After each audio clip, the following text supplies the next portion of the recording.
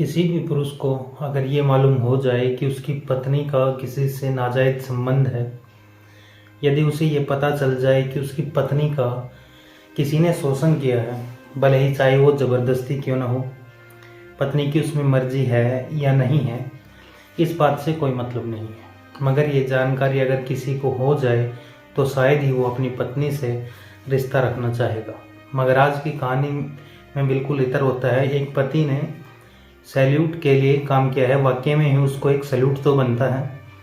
जैसे उसे पता चलता है कि उसकी पत्नी का काफ़ी लंबे अरसे से शोषण हो रहा है, तो उसके पति ने न केवल उसका साथ दिया बल्कि आखिरी दम तक जो कस्में उसने शादी में खाई थी, साथ जिएंगे, साथ मरेंगे, कोई परेशानी होगी तो साथ खड़े होंगे, वैसे ही कस्मों को निभाते हुए उसने अपनी पत्नी का साथ दिया और उसकी परेशानी को, उसकी विपदा को हमेशा हमेशा के लिए ख़त्म करने का बीड़ा उठा लिया।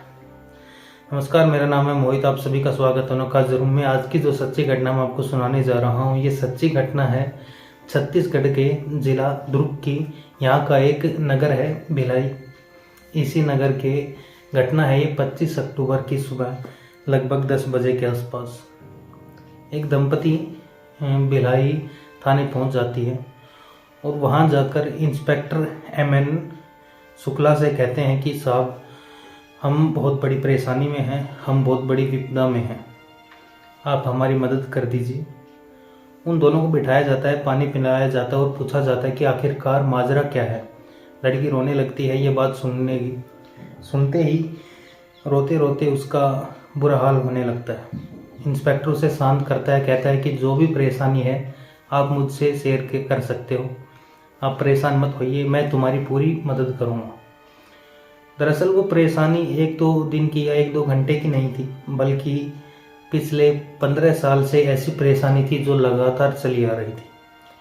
उस महिला ने रोते हुए, गिड़गिड़ाते हुए अपनी परेशानी जब बताई तो सच में किसी के भी रोंगटे खड़े हो जाए।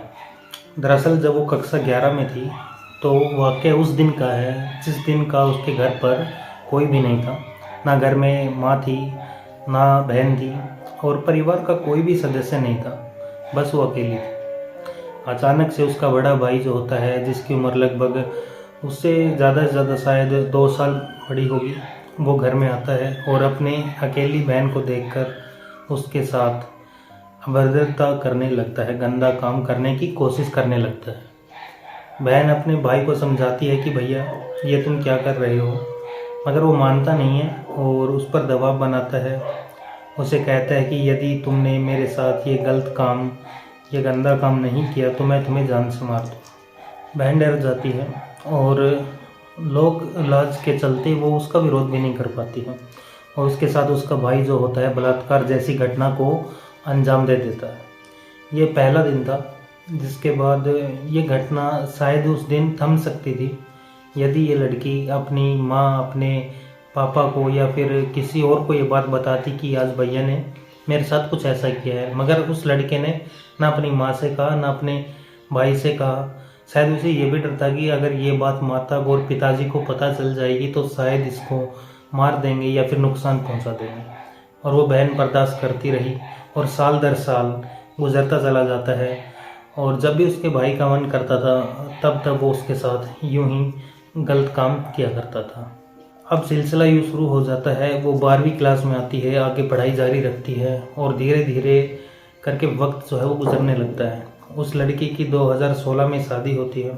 तब कहीं उसे जाकर लगता है कि उसकी ज़िंदगी में अब सुकून भरे दिन आने वाले हैं, क्योंकि वो अपने पति के घर चली जाए, उसके बाद उसका भाई उसके साथ गलत काम नहीं करेगा। हालांकि उसके भाई की इस बीच में शादी भी हो जाती है, मगर अपनी पत्नी के साथ जो करता था वही काम अपनी बहन के साथ भी करता था। और बहन की जब शादी होती है और वो कभी कभार अपने घर पर आती है, तब भी उसके साथ वही काम नॉन स्टॉप चल रहा था। वो विरोध करती थी, मगर अब कहीं ना कहीं उसके भाई की आदत में आ चुका था और उसके हौसले बुलंद हो चुके थे। ना चाहते हुए उसकी बहन उसके साथ हम बिस्तर होने के लिए, उसके साथ सोने के लिए मजबूर हो जाया करती थी। मगर शादी को भी 1-2 नहीं बल्कि 5 साल गुजर जाते हैं और 5 साल गुजरने के बाद लगभग यही पिछले महीने की 11 तारीख को वो अपने मायके में आती है। उसका पति उसे खुद भेजता है कि जाओ तुम मायके में चली जाओ, क्योंकि वहाँ तुम्हारे हिफाजत ज़्यादा ठीक से हो पाएगी, क्योंकि वो 5 महीने की प्रेग्नेंट जो थी। अब घर वालों की मर्ज़ी से, उसके पिता की, उसकी माँ की मर्ज़ी से उसको बुलाया जाता है और वहाँ इसलिए रखा जाता है ताकि इसके खाने की, पीने की बहुत सारी जो एक गर्भवती महिला की ज़रूरतें होती हैं खाने पीने की, वो शायद बेहतर हो सकती हैं, क्योंकि उसके ससुराल में ज़्यादा लोग नहीं थे, पति के अलावा कोई था ही नहीं।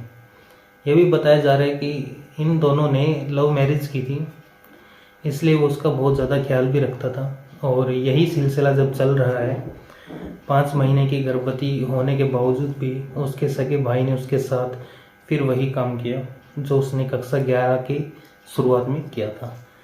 जैसे ये काम करता है तो उस महिला ने अपने मायके में ना रुकने का प्रोग्राम बना लिया कि चाहे बच्चा कैसे भी हो, चाहे हो ना हो, मगर अब इस दलदल में जो घुस चुकी है इससे निकलना है बाहर। और वो बिना बिताए अपने मायके में सीधे ससुराल पहुंच जाती है और अपने पति के सामने जब पहुंचती है तो पति उसे देखकर हैरान रह जाता है। पति खुद कहता है कि अभी तुम्हें आना ही नहीं था, क्योंकि तुम्हें तो खुद बुलाया गया है, प्रेग्नेंट हो और शायद तुम्हारा वहाँ पर बढ़िया इलाज हो सकता है। मगर जैसे ही पति ने ये बात उससे पूछती है, बताता है, तो उसकी आंखों में आंसू आने लगते हैं और वो रोने लगती है। पति ने उससे पूछा कि आखिरकार दिक्कत क्या है, क्या परेशानी है कि तुम वहाँ से अचानक चली आई। उसके बाद फिर वो अपनी धीरे धीरे हुई जो उसकी साथ परेशानी थी, दिक्कतें थी, पिछले 15 साल से जो झेल रही थी, जो परेशानी वो महसूस कर रही थी, वो अपनी बात अपनी पति से बताती है। जबकि उसका पति ने एक बहादुरी भला काम किया कि अपनी पत्नी की परेशानी सुनने के बाद वो उसको लेकर नाराज़ नहीं हुआ, बल्कि उसकी पीठ थपथपाई कि मैं तुम्हारी हिम्मत की दाद देता हूँ, तुमने ये काम जो बताया है, जो ये बात बताई है, वो बहुत ही पहले बता देनी चाहिए थी। उसके पति ने उसको साथ लेकर सीधा पहुँच जाता है थाने में, और थाने में जाकर अपने साले की संबंधित धाराओं में उसका मुकदमा दर्ज करवाता है। पुलिस ने उस आरोपी को हिरासत में ले लिया है और हिरासत में लेकर जेल भी भेज दिया है। दोस्तों, कई बार जो घरों में होने वाले जो अपराध होते हैं, खासकर कि कई लड़कियां, कई बहन बेटियां अपने ही परिवार के उन सदस्यों का, उन लोगों का शिकार हो जाती हैं जिन पर सबसे ज़्यादा भरोसा किया जाता है।